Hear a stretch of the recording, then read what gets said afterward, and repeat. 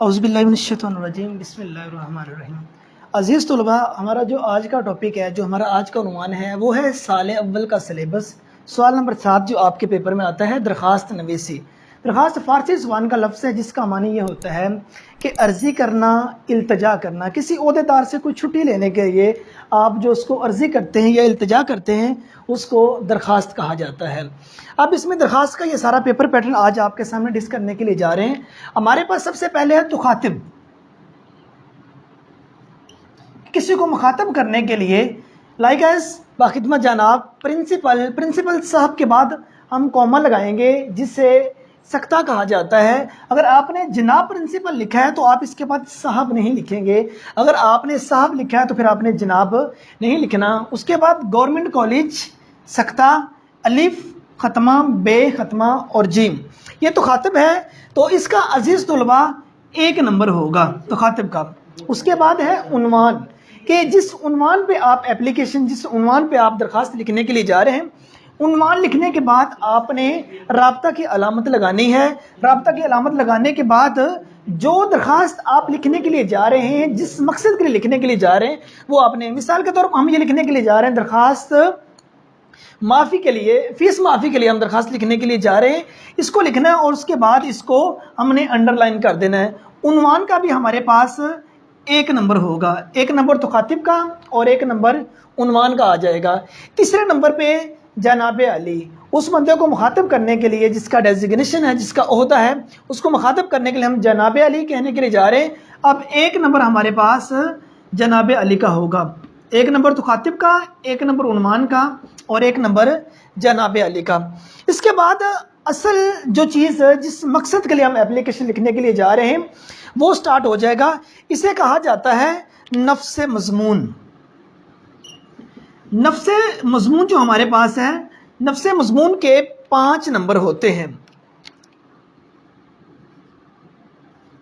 अब नफ्स मज़मून में कौन कौन सी चीज़ें शामिल होती हैं? नफ्स मज़मून में हमारे पास सबसे पहले है तमहीदी कलमा। जो चीज़ भी देखा जाए, जो काम भी हम स्टार्ट करते हैं, कोई कहानी, अफसाना, नावल, ड्रामा या जो चीज़ भी देख लें, उसमें सबसे पहले तमहीदी कलमात होते हैं। इसी तरह हम डायरेक्ट उस ओहदादार को ये अपनी फीस माफ़ी के लिए रिक्वेस्ट करना शुरू नहीं कर देंगे। सबसे पहले हम उसमें तमहीद लेंगे।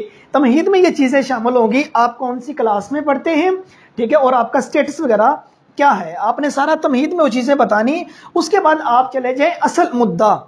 असल मुद्दा, जिस मकसद के लिए आप फीस माफ़ी की एप्लीकेशन लिखने के लिए जा रहे हैं, वो असल मुद्दा उनके सामने बयान करना है। अपनी माली सूरत हाल है वो बयान करनी है, आपके वालिदैन क्या करते हैं वो बयान करना है, आप कितने बहन भाई हैं, वो सारी की सारी सिचुएशन है वो आपने असल मुद्दा में बयान करनी है।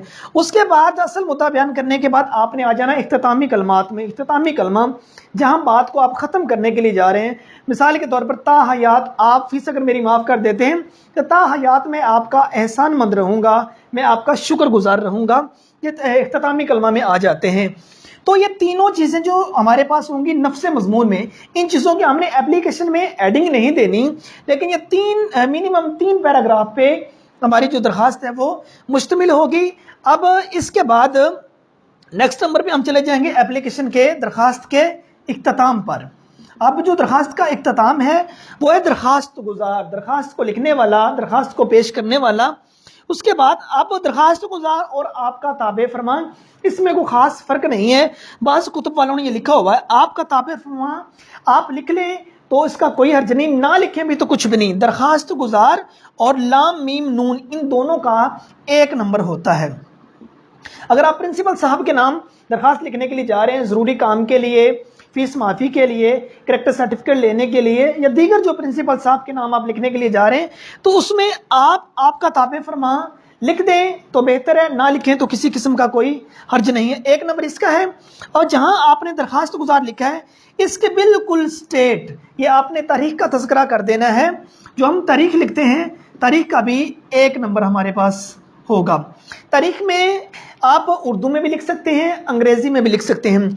आप, हमारे पास सबसे पहले ये महीना, ये जो डेट है, तारीख है, तारीख आपने लिखनी। तारीख के बाद ये आपने हल्की सी स्लैश लगानी। बास कुतुब वालों ने यहाँ खत्मा की अलामत भी लगाई हुई है, लेकिन खत्मा नहीं, यहाँ सिर्फ ये स्लैश लगाई जाएगी।